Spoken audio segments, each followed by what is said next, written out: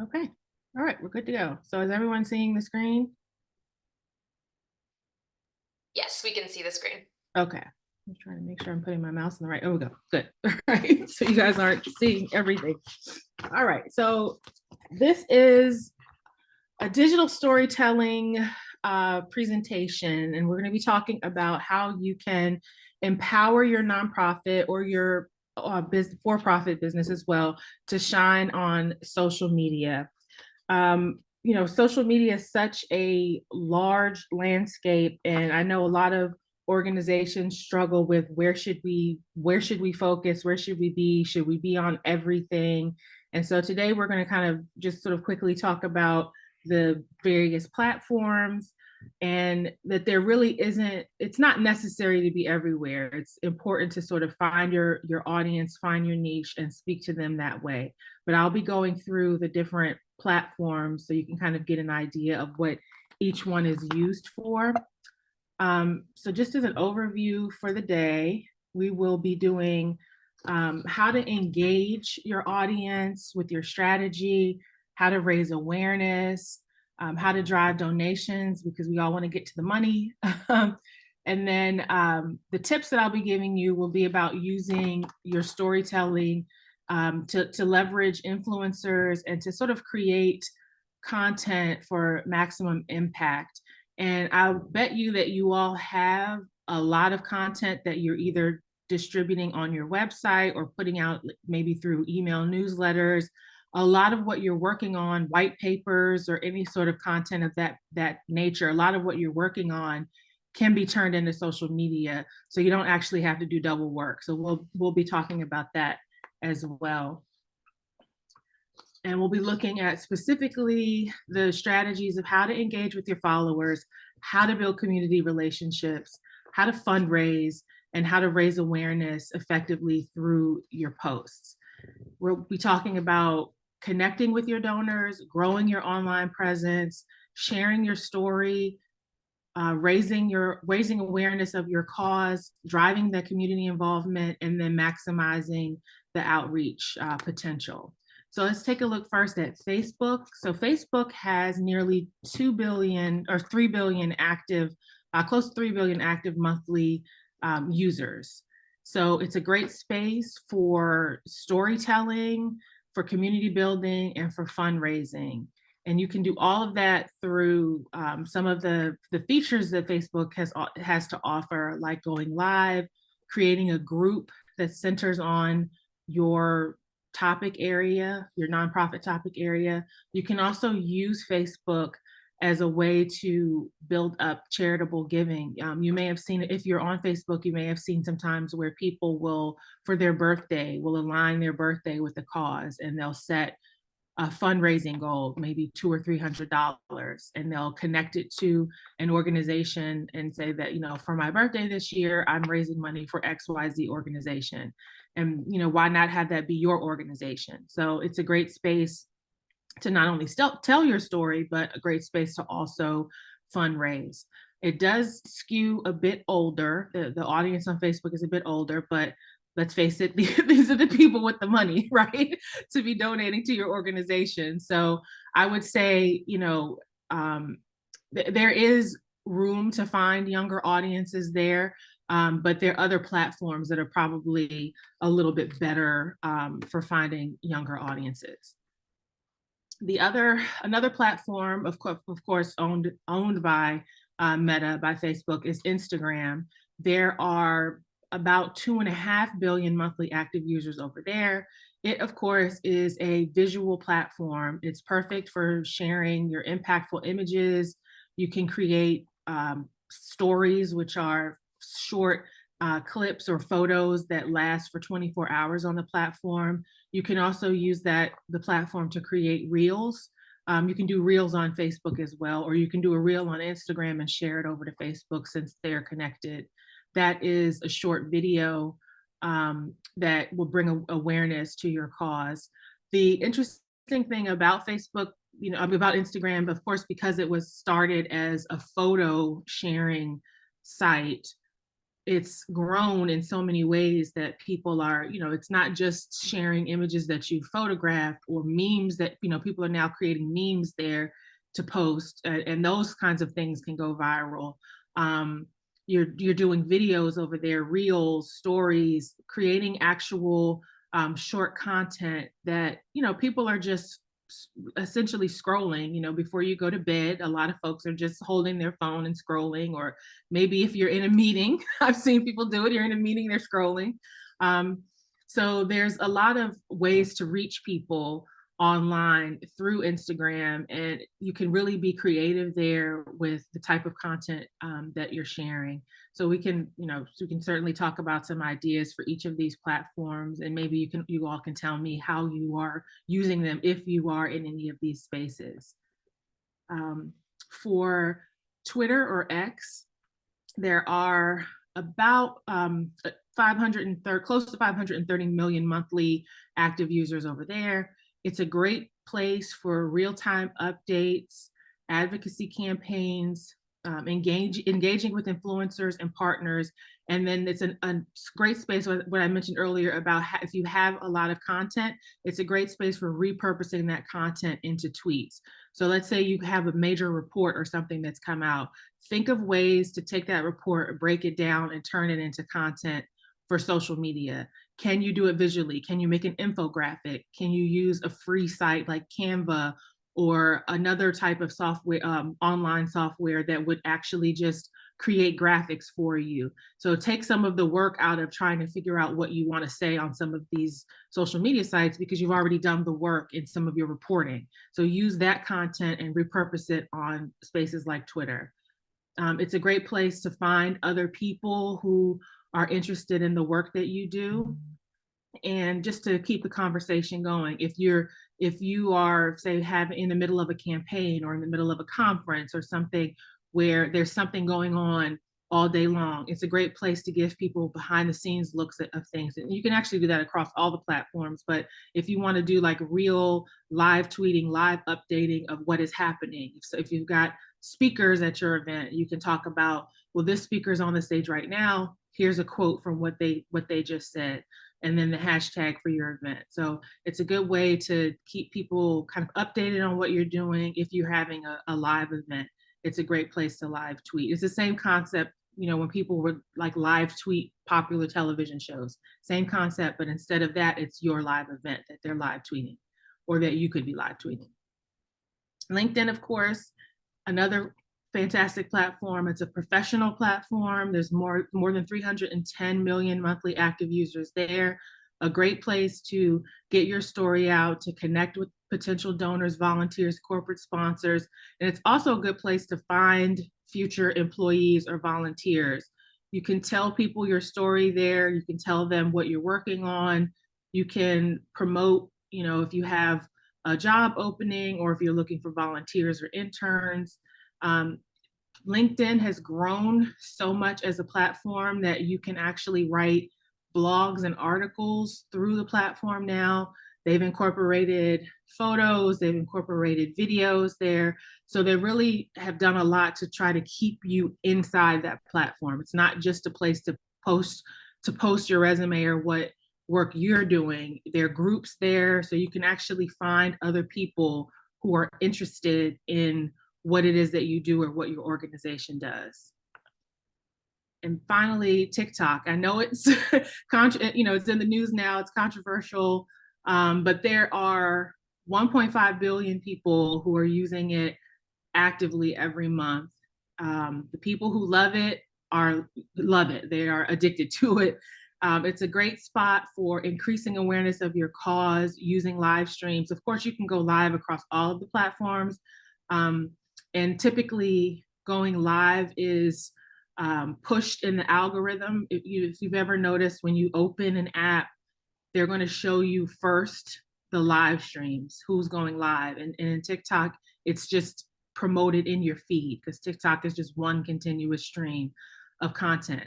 So this is a good spot to showcase your cause. If you can do a live stream with the CEO, or a live stream with a member or someone who's been helped by your organization, anything like that is a great spot to put it. You can also find influencers on TikTok. Who are the people in the space that make sense for connecting to your organization? Whose brand would you want to be aligned with?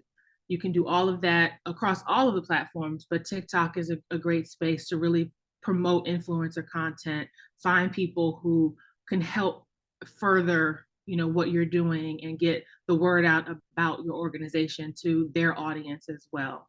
This is a good spot for reaching younger audiences with short, engaging videos. I will say recently, if you guys have been following the news about the woman who talked for like what is it, 8 hours or so of content about her marriage. Who did she marry? And she's been now all over the news and she's doing the talk show circuit.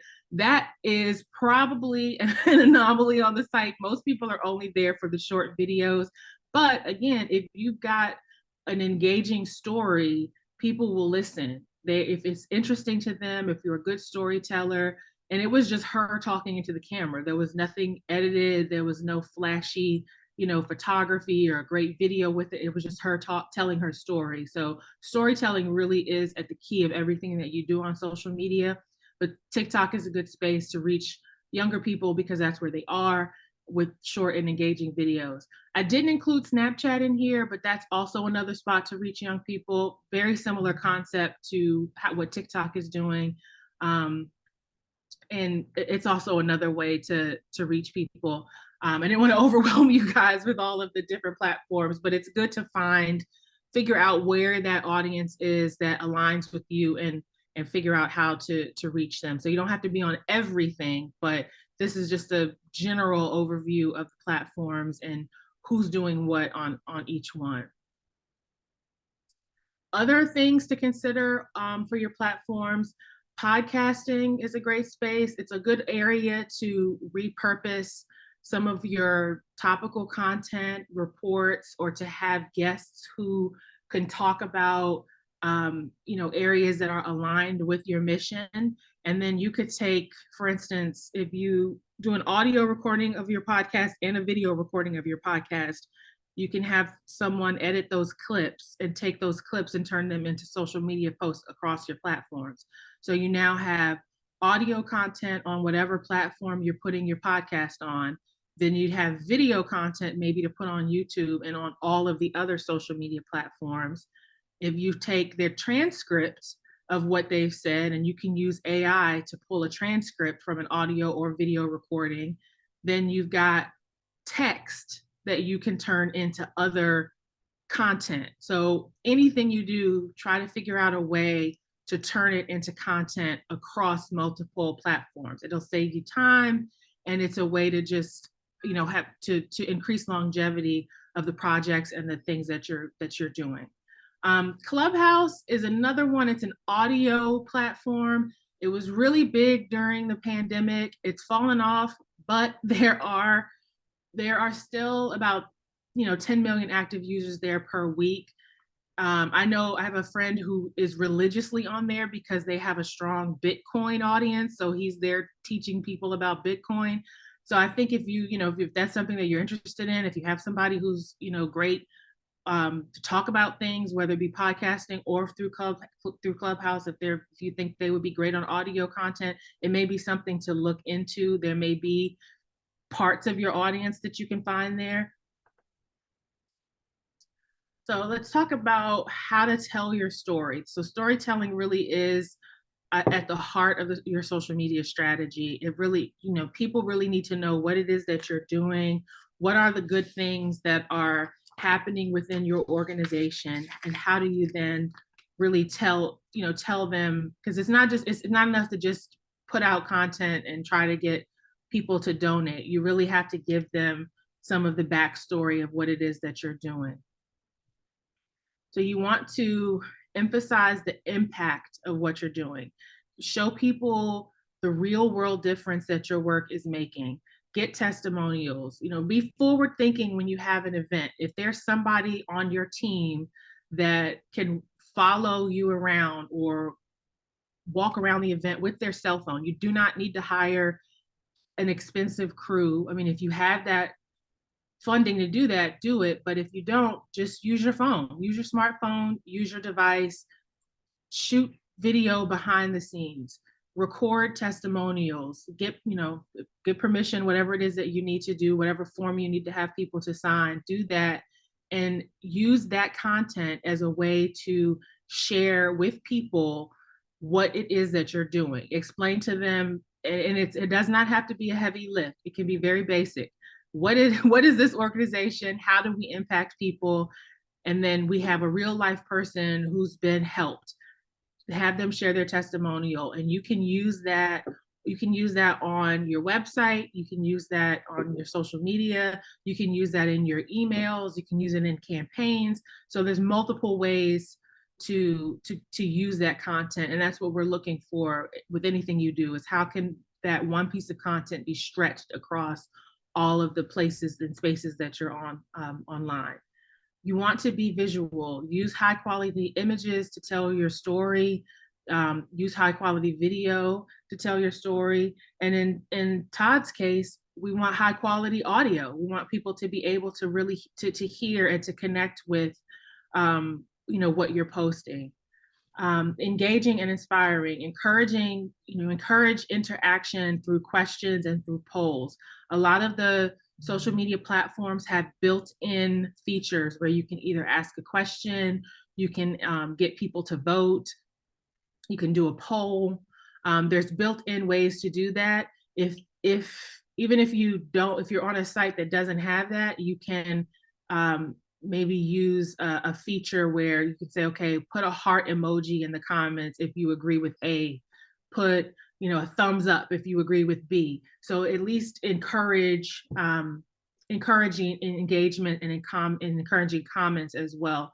So just look for ways to actually encourage that type of interaction and be consistent with communicating with your audience, and just asking, you can just ask them simple questions, and that's a way to get them to talk to you and to potentially find who your influencers are and find your niche audience.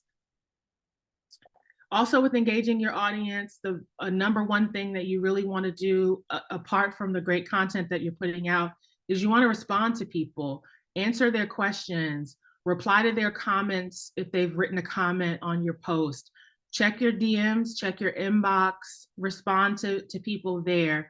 Facebook actually has a feature where it tells it tells the public how responsive you are to your inbox messaging. It'll say this person responds quickly, or this site takes a longer time to respond, and you don't want to have that. So make sure that you have someone who's able to do that. And if it seems overwhelming, take a certain amount of time per day or once or twice a week and just devote it to the social media responses, so that it doesn't come across that there's a lag. Another thing that's important to do is going live. I mentioned before about telling your story and doing behind the scenes things. So each platform has a live feature where you can talk to your audience and go behind the scenes. So for some people, that's just sitting in front of the camera on their computer, or sitting in front of the camera on using their cell phone to actually just go live and to talk. That's a great way to engage people. It's a great way to show people what's going on. Maybe it's behind the scenes, following your CEO, or following, if you have an in the community event, following your team that's in the community and showing the public what they do. These are good functions. They're free functions that are in each of the platforms. You don't have to be live for very long, just long enough to engage the audience, and save the content, save the live, so people who missed it can go back and see it.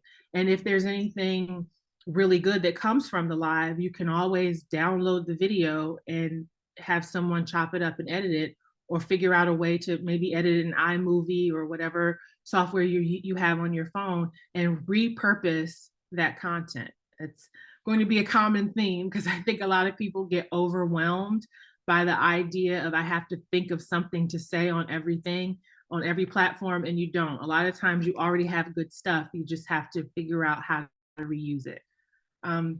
Another area is to really be creative, thinking outside of the box. how can you connect with influencers? So you're not just asking for donations with each post, but you're really being creative.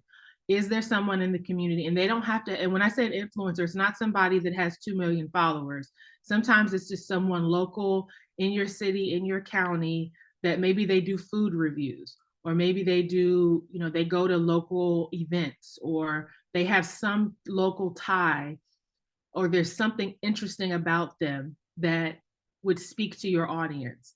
You can find ways to connect with them, and maybe they can do a video coming to your event, or a video review of something that you do, or the work that you do. And then they post that on their site, on one of their platforms, and then you have now reached a new audience. So look for creative ways to do that. It's really about, not only just, being authentic and using your visuals, but really thinking of ways to reach people in unique and new ways to get your story out there, and encouraging that, that sense of community. And then, of course, the money, right? I mentioned before about using your fundraising tools. So most of the platforms have some sort of donation feature. You can promote, of course, matching gift campaigns using social media. Meta, Facebook and Instagram, they have a built-in bill pay, a billing system where people can load up their information, and then with just one tap, they can donate.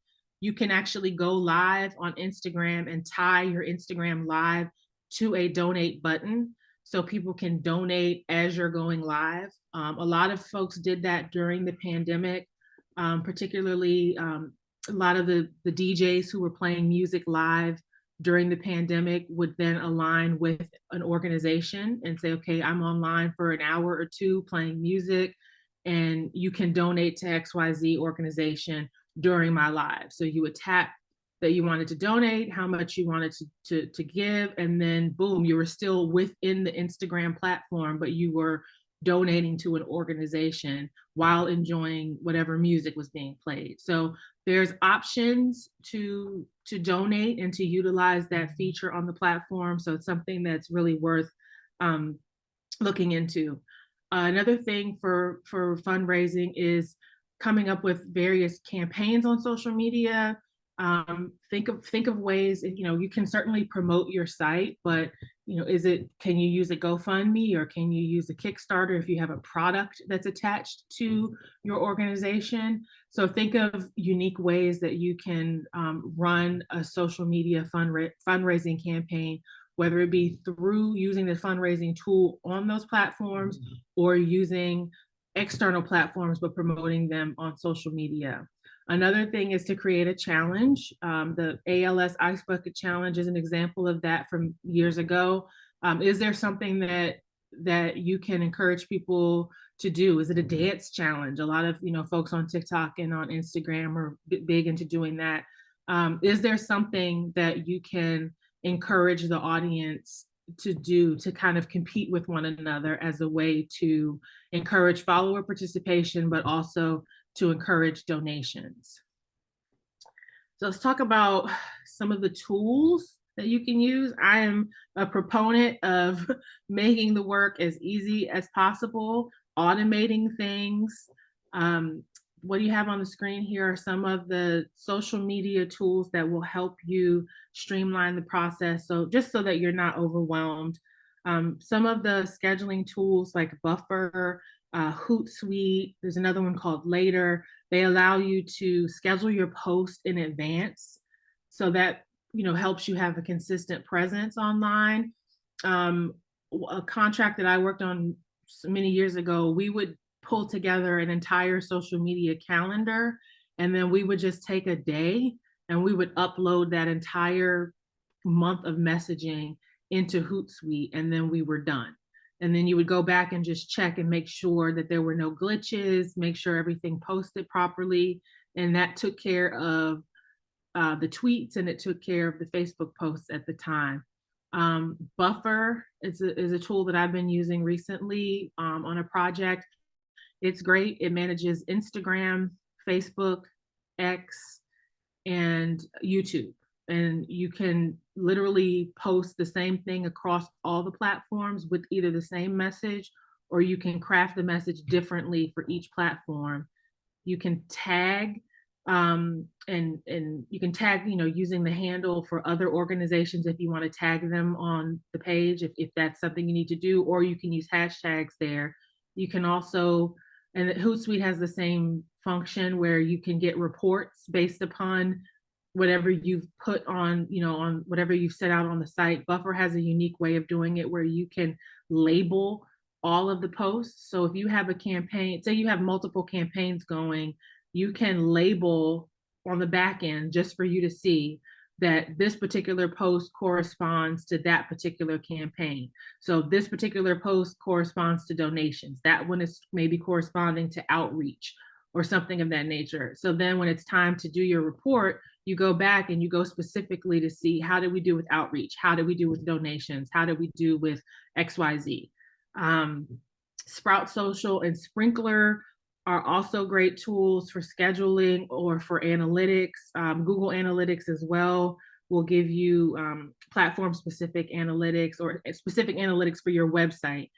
Sprinkler I've used in the past, that also gives great analytics. I mentioned Buffer does it, Hootsuite does it. So pretty much all of those platforms that you find that do management will also give you your analytics, which helps you really understand your audience. All of the social media platforms do have built-in analytics, so that's another place that you can, if you want to, you can look at Facebook's insights, you can look at the Instagram insights, you can look at the Twitter analytics. YouTube has analytics. YouTube is great. Their analytics tool is great because it actually shows you when people stop watching your video. So if you've spent all this time doing your video and people watched it for 6 seconds, that's that tells you how much shorter your video needs to be, or maybe that your video might need to be more engaging because people are dropping off after 6 seconds. So use the analytics to not only track what you're doing, but to actually tell you if the audience really engaged with it or not. Other tools that can help are things like Canva, Adobe Spark, InShot, things like that, that are helpful for creating professional videos and visuals. So this presentation is actually was made in Canva. They have pre-made templates if you want to do that, or you can create using your own brand colors. You can do your own template. You can upload your brand colors. You can upload all of your visuals and your graphics that apply to your organization, and then they create like a brand package for you. And so if say for instance you want to use a template that's already created, you can then go in and hit the button to adjust it for your brand, and it'll change the colors to match your brand in Canva. So those are just a few of the examples of some of the tools that you can use for efficiency. Another tool that's a great option for being efficient and just kind of getting things done quickly is to look into artificial intelligence, look into AI. How can you use ChatGPT, or can you use Google's Gemini as a way to help create content? You can very easily go there and tell it what you need. I need 2 weeks worth of messaging about XYZ. This is my organization. This is what we do. And it'll spit out to you 2 weeks worth of messages that you can then go in and tweak and make them sound like your voice or your organization's voice. So it's really about trying to automate as much as you can without sacrificing on the storytelling end of things. And we have reached the end. This is how you can contact me, conceptualgeniuses.com, or you can find me on Twitter. I'm at I am Yolanda. And then that QR code is how to also get to CG if you need to get to CG. And so I'm going to turn off my screen share and come back and join you, and then we can go through any questions. And I'm going to stop recording.